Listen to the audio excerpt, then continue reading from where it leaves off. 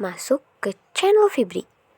Di sini saya akan membahas UAS Bahasa Indonesia dengan dosen pengampu Ibu Siti Qodariah, SSM Hum. Halo, Assalamualaikum warahmatullahi wabarakatuh. Perkenalkan, nama saya Fibrianti Hananda dengan NIM 210211006, Prodi Administrasi Publik Angkatan 2021, kelas A. Pertanyaan yang pertama yaitu perbaiki penulisan nama gelar di bawah ini. Bagian A ada Sri Mulyani Indrawati SE, M.SC.PhD. Itu salah, seharusnya Sri Mulyani Indrawati, S.E. M.SC.PH.D. Jadi di antara S dan E itu harusnya ada titik karena sarjana ekonomi itu terpisah. Setelah sarjana harus ada titik gitu. Terus untuk mengakhiri gelar harusnya ada titik, jadi ditambahkan titik. Dan untuk ke gelar selanjutnya itu ada koma. Jadi S.E. Koma M.SC. Nah itu harus juga pakai koma setelah M.SC. Titik koma PHD. Nah H-nya itu harus kecil karena itu sarjana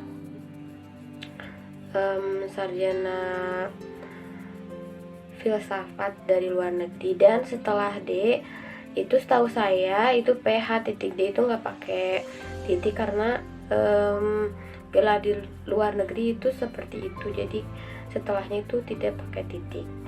Nah, lalu yang ke B itu ada Profesor Dr. Dr. Mariadi, M.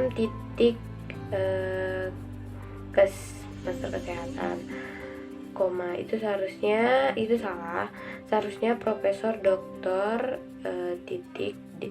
Jadi setelah profesor itu harusnya ada titik, lalu dokter ada titik, DR ada titik, Mariadi, nah setelah nama itu harus ada koma kayak tadi yang sebelumnya itu pertanyaannya yang salahnya itu Indrawati nggak pakai koma, dan yang betulnya itu Indrawati. Setelah Indrawati harusnya memakai koma. Jadi di sini juga yang kedua, yang bagian B itu setelah Mariadi pakai koma M.Kes. Nah harusnya setelah M.Kes itu harusnya titik, jadi bukan koma, M.Kes titik. Nah selanjutnya bagian C ada Profesor Dr. Dra Sri Suwitri, M.Si. Itu sudah betul, cuma setelah M.Si nya nggak pakai titik, maka dari itu ditambah titik setelah master sosiologinya. Nah lalu yang bagian D itu Cahya Andini, SAP. Nah Cahya Andininya sudah pakai koma, sudah betul. Nah tetapi sarjana administrasi publik di sini seharusnya pakai titik untuk jadi pemisah, jadi S.A.P. Nah tetapi memang ada S.AP seperti dosen-dosen administrasi publik UM Bandung karena mereka masih memakai pedoman EYB. Tapi untuk saat ini karena memakai pedoman FLUEDI, jadi sarjana administrasi publiknya memakai S.A.P. Lalu yang bagian E ada Kirana Safitri, M. Hum. Seharusnya itu sudah betul, tapi seharusnya M. Hum itu UM-nya itu harusnya huruf kecil karena itu humaniora gitu. Jadi yang betul yaitu Kirana Safitri, M. Hum. Umnya kecil pakai titik belakangnya. Pertanyaan kedua yaitu jelaskan apa yang dimaksud dengan karya ilmiah dan skripsi. Karya ilmiah adalah suatu karya yang diperoleh dari kegiatan menulis dengan menggunakan logika berpikir beserta gaya bahasa yang sistematis, jelas, dan efektif agar mudah dipahami oleh para pembaca. Yang kedua yaitu skripsi. Skripsi adalah tugas akhir berupa karya tulis ilmiah juga yang dibuat oleh mahasiswa untuk menyelesaikan pendidikan S1 atau sarjana 1 dan memperoleh gelar sarjana. Jadi skripsi itu adalah tugas akhir dari mahasiswa yang akan mendapatkan gelar sarjana. 3 yaitu sebutkan manfaat dari menulis karya tulis ilmiah. Yang pertama yaitu melatih dan mengembangkan keterampilan membaca yang efektif. Jadi kita bisa meningkatkan literasi. Yang kedua yaitu melatih menggabungkan hasil bacaan dari berbagai sumber, mengambil sarinya dan mengembangkan ke tingkat pemikiran yang lebih matang. Itu juga untuk melatih public speaking. Yang ketiga yaitu berkenalan dengan kegiatan kepustakaan, mencari bahan bacaan, katalog, judul buku. Jadi kita paham akan kepustakaan, terus bahan bacaan yang akan kita pelajari seperti itu. Selanjutnya yaitu meningkatkan keterampilan dan mengorganisasikan dan menyajikan fakta secara jelas dan sistematis. Selanjutnya memperoleh kepuasan intelektual. Lalu yang terakhir turut memperluas cakrawala ilmu pengetahuan. Tentunya dengan membaca kita akan memperoleh ilmu pengetahuan yang lebih luas lagi. Pertanyaan keempat yaitu jelaskan kembali mengenai bagian A yaitu jarak kertas atau margin, sisi kanan, sisi kiri, atas dan bawah pada penulisan skripsi. Jadi sisi kanan itu 3 cm, lalu sisi kiri itu 4 cm. Mengapa 4 cm? Karena biasanya untuk ditempelkan jilidnya gitu. Jadi jilidnya memang perlu space yang lebih panjang. Lalu sisi atas 3 cm dan sisi bawah 3 cm juga. Pertanyaan yang ke-B yaitu jenis huruf atau font, ukuran huruf, dan jarak pengetikan atau spasi dalam isi skripsi. Jenis huruf yang digunakan dalam pengetikan skripsi adalah Times New Roman dengan ukuran huruf 12 dan jarak pengetikan atau spasi sebesar 1,5. Seperti biasa yang digunakan karena skripsi itu merupakan karya tulis yang resmi, jadi biasa menggunakan jenis huruf Times New Roman dan ukuran huruf 12. Lalu bagian C mengenai penulisan skripsi, pertanyaannya yaitu isi, jarak spasi, jumlah kata atau karakter, dan kata kunci dalam abstrak. Isi dari abstrak adalah rangkuman dari peneliti yang dilakukan sehingga pembaca akan mendapatkan gambaran mengenai isi karya tulis ilmiah secara ringkas. Abstrak ditulis dengan jarak spasi 1 dengan jumlah kata atau karakter sekitar 100-150 kata dan kata kunci atau keyword dalam abstrak umumnya terdiri dari 3-8 kata. Jadi abstrak ini yaitu untuk menggambarkan keseluruhan skripsi. Jadi istilahnya seperti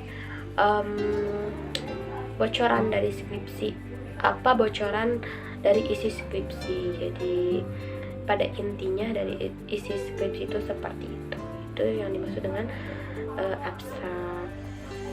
Tetapi abstrak ini tidak boleh lebih dari 150 kata.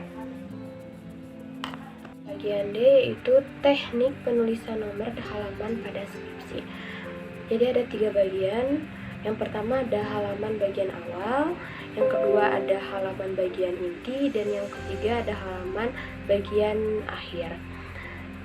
Di sini saya akan menjelaskan terlebih dahulu mengenai halaman bagian awal.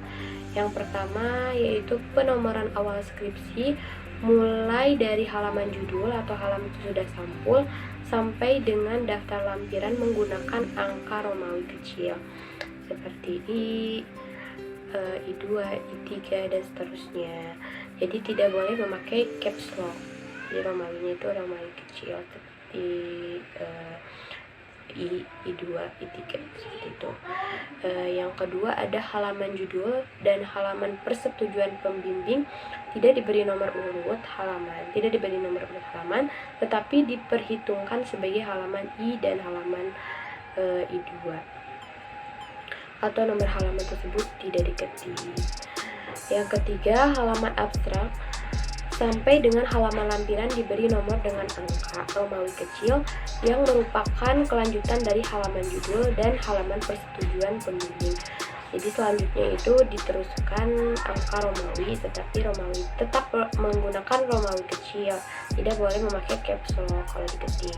Dan yang keempat yaitu nomor halaman diletakkan pada jalur bawah tengah berjarak 3 spasi dari margin bawah atau baris teks pada halaman itu. Masih di bagian D tentang teknik penulisan nomor halaman pada skripsi, tapi ini bagian kedua atau bagian inti. Jadi yang pertama itu penomoran mulai dari bab 1 atau pendahuluan sampai dengan terakhir atau simpulan dan saran menggunakan angka Arab. Jadi angka Arab itu yang dikenal di Indonesia itu seperti angka 1, 2, 3, 4, 5 itu disebut angka Arab. Jadi bukan angka hijaiyah, tapi memang angka Arab itu 1, 2, 3 dan seterusnya. Diletakkan pada plas atas sebelah kanan berjarak 3 spasi dari margin atas atau baris pertama teks pada halaman itu, dan angka terakhir nomor halaman itu lurus dengan margin kanan. Lalu yang kedua, pada setiap halaman yang berjudul mulai dari bab 1 sampai dengan terakhir atau simpulan dan saran, nomor halaman diletakkan pada plas bawah persis di tengah-tengah berjarak 3 spasi dari margin bawah. Lalu yang ketiga, nama tabel ditulis di atas tabel, nama gambar ditulis di bawah gambar dengan penomoran diawali nomor bab, dilanjutkan nomor urut tabel atau gambar.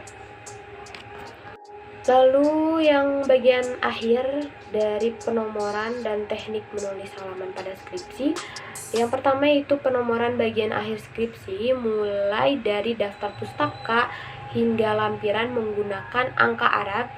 Angka Arab itu 1, 2, 3, 4, 5 seperti angka biasa.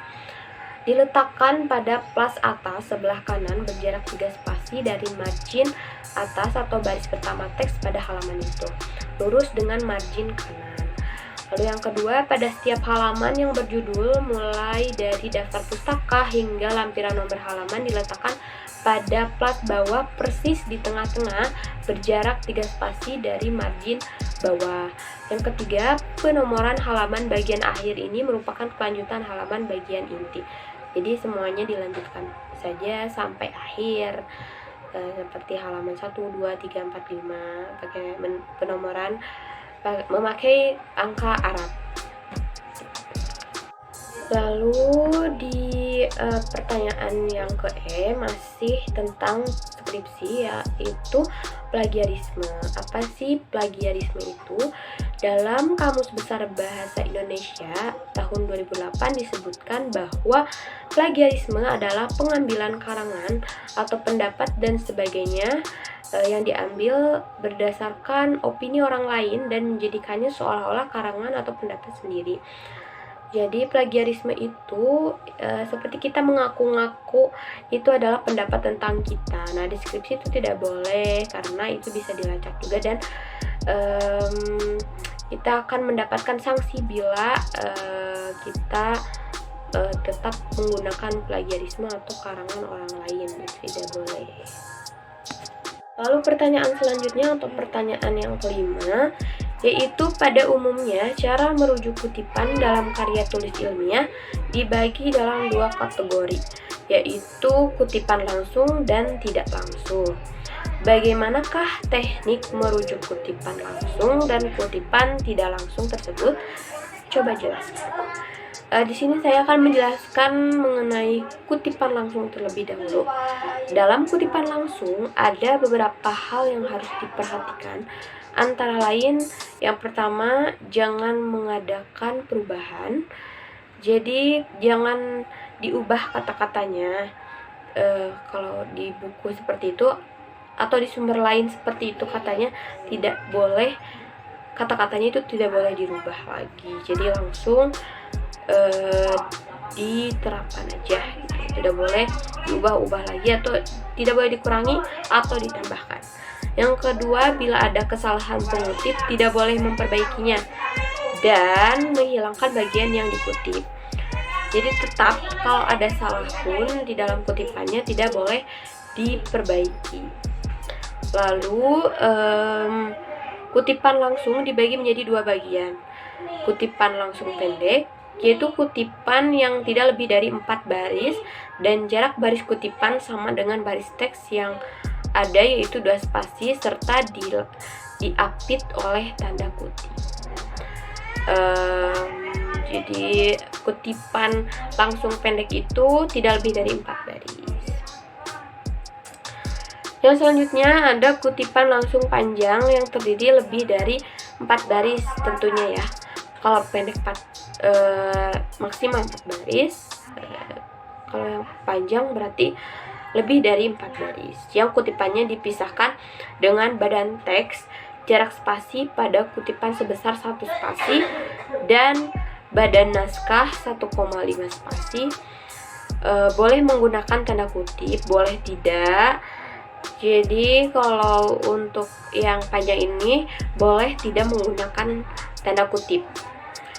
Kutipan diletakkan menjorok ke dalam sebesar 5-7 ketukan, dan jika ada kutipan lain dalam kutipan tersebut digunakan tanpa kutip tunggal atau jamak. Masih membahas mengenai kutipan yang ada di pertanyaan nomor 5. Selanjutnya ada kutipan tidak langsung.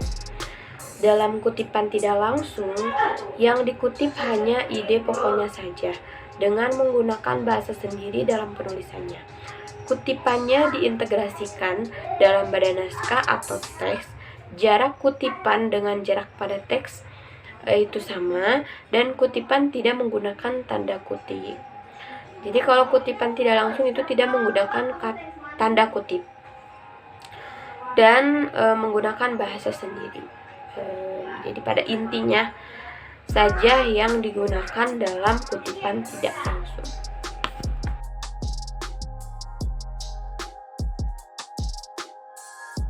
Pertanyaan ke-7 yaitu buatlah satu kutipan tidak langsung, sumbernya bebas. Ini saya mendapatkan kutipan ini dari masih sama dari buku teori organisasi. Kutipan tidak langsung ini saya mengambil ide pokoknya, jadi saya merubahnya, tetapi tidak merubah isi dari kutipan itu. Itu tingkatan studi pada dasarnya memadukan kedua unsur yang jelas berbeda, yaitu unsur mnemotitis dan unsur ideografis, padahal jelas unsur tersebut saling bertolak belakang. Ini menurut Kadarwati pada tahun beliau mendefinisikan ini pada tahun 2014, dan saya mengambil referensi dari buku itu pada halaman 39. Saya merubahnya tetapi saya tidak merubah isinya karena ini merupakan kutipan tidak langsung, jadi saya tidak menggunakan tanda kutip. Pertanyaan yang ke-8 yaitu susun daftar pustaka dari daftar bacaan di bawah ini. Ini ada 5 daftar bacaan untuk dijadikan daftar pustaka.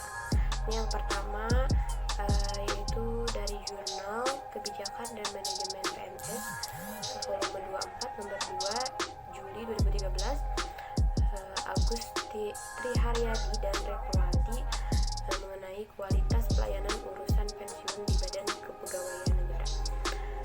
Daftar pustakanya seperti ini, jadi nama terlebih dahulu Triharyadi belakangnya, dan Agusnya itu disingkat jadi di belakang, jadi Triharyadi titik koma, karena ada 2 jadi pakai dua orang, jadi memakai dan itu memakai simbol untuk mempersingkat tulisan. Retnowati, karena Retnowatinya tidak ada kata lain, jadi Retnowati. titik tahunnya, tahun dari jurnal ini yaitu 2013, dan selanjutnya yaitu judul dari jurnalnya kualitas pelayanan urusan pensiun di Badan Kepegawaian Negara, titik dan sumbernya ini selanjutnya sumbernya dari jurnal mana, yaitu Jurnal Kebijakan dan Manajemen PNS, 24, ini 24 itu adalah volume dan nomor 2, jadi tidak memakai volume titik 24 tetapi langsung 24, dan untuk nomornya itu dalam kurung 2. Lalu selanjutnya membuat daftar pustaka dari sebuah buku. Nama penulisnya itu Profesor Dr. Lexi J. Moleong MA. Judul bukunya Meteorologi Penelitian Kualitatif.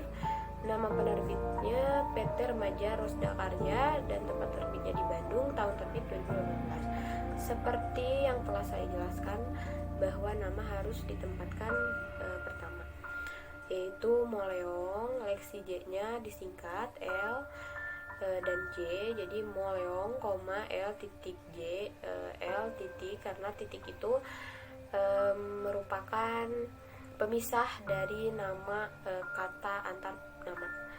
Jadi Moleong, L titik J titik, lalu tahun terbitnya 2018 titik,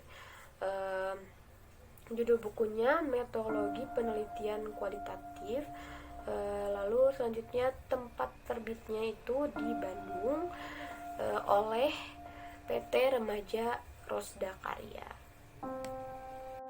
Selanjutnya itu Jurnal Ilmiah Administrasi Publik, volume 6 nomor 2, Juli 2020, Anissa Bambang Santoso Haryono dan Leli Indah Mindarti. Kualitas pelayanan administrasi akademik di perguruan tinggi atau studi pada Fakultas Ilmu Administrasi Universitas Brawijaya. Jadi yang awal penulisannya tetap nama didahulukan, jadi Anissa Haryono. Untuk Bambang Santoso Haryono itu Haryono BS, karena disingkat Bambang Santosonya, jadi diambil nama belakangnya dulu, Haryono, B titik S titik, dan ini itu pakai simbol untuk mempersingkat, dan Mindarti Leli Indahnya itu disingkat. Lalu untuk pemisahnya tetap menggunakan titik. Diterbitkan pada tahun 2020, berjudul Kualitas Pelayanan Administrasi Akademik di Perguruan Tinggi Studi pada Fakultas Ilmu Administrasi Universitas Brawijaya. Ini berada jenis jurnalnya di Jurnal Ilmiah Administrasi Publik, volume 6 dan nomor 2. Jadi nomornya itu tidak, dan volume dan nomornya tidak memakai volume dan nomor lagi, tetapi langsung 6 dalam kurung 2. Selanjutnya ini membuat daftar pustaka dari sebuah buku yang nama penulisnya itu Hadriansyah, Noveria, Wildan Amirullah, dan Dwi Fitriani. Ini penulisnya banyak. Kalau dulu itu menggunakan DKK, jadi tidak boleh dari 3, yaitu selanjutnya menggunakan DKK. Tapi sekarang itu penulisannya harus semua namanya dicantumkan dalam daftar pustaka. Kembali lagi, jadi judul bukunya itu Kualitas Pelayanan Publik, Konsep, Dimensi, Indikator, dan Implementasinya. Nama penerbitnya Gava Media, tempat terbitnya Yogyakarta, tahun terbit 2011. Yang pertama tetap selalu nama terlebih dahulu Hadriansyah, Noveria, Amirullah W, dan Fitriani, karena Dwi itu D, Amirullah itu W ya, W nya itu Wildan, dan nya menggunakan simbol untuk mempersingkat. Lalu untuk selanjutnya menggunakan titik. Tahun terbitnya 2011 titik, judul bukunya Kualitas Pelayanan Publik, Konsep, Dimensi, Indikator, dan Implementasinya, lalu menggunakan titik lagi. Tempat terbitnya Yogyakarta, ini menggunakan titik 2, karena langsung di Yogyakarta oleh Gava Media gitu. Jadi memakai titik 2. Lalu akhirnya memakai titik lagi. Selanjutnya ini dari buku juga yang penulisnya Profesor Dr. Sugiono, judul bukunya Penelitian Kuantitatif. Nama penerbitnya Alpha Beta, tempat terbitnya Jakarta, tahun terbit 2013.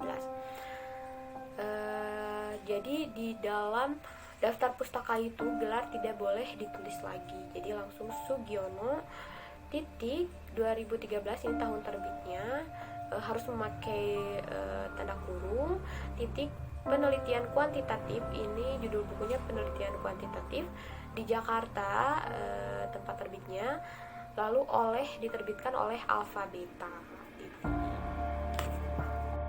Alhamdulillah telah sampailah kita di ujung video. Terima kasih telah menyimak. Mohon maaf bila ada kesalahan. Wabillahi taufiq wal hidayah. Wassalamualaikum warahmatullahi wabarakatuh.